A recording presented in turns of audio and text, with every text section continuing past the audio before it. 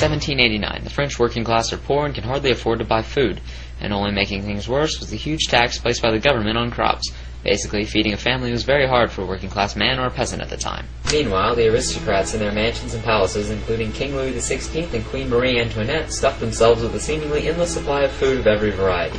So while most of the population starved to death right outside the palace walls, Marie Antoinette concerned herself with expensive jewelry and keeping up with the latest fashions. This obviously did not make her a very popular person among the French population. On July 14, 1789, a rebellious army raided an armory which had been a symbol of French monarchy.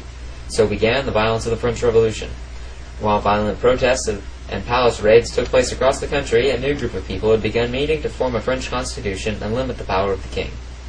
Eventually, the violence paid off for the French rebels, and in 1792, the king was forced to give up most of his power to the new French Assembly. Well, on August 10, 1792, the king and queen were arrested.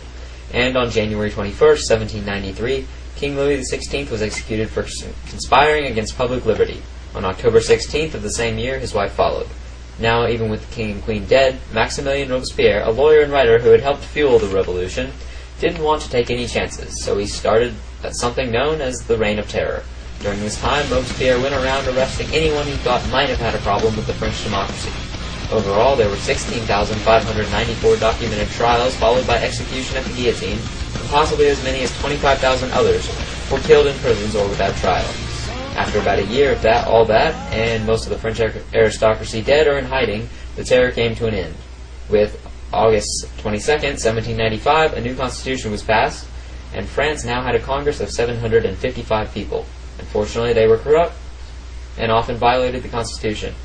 This corruption eventually led people to distrust democracy and brought a single leader, Napoleon Bonaparte, to power. On November 9, 1799, Napoleon was named Emperor of France, officially ending the French Revolution.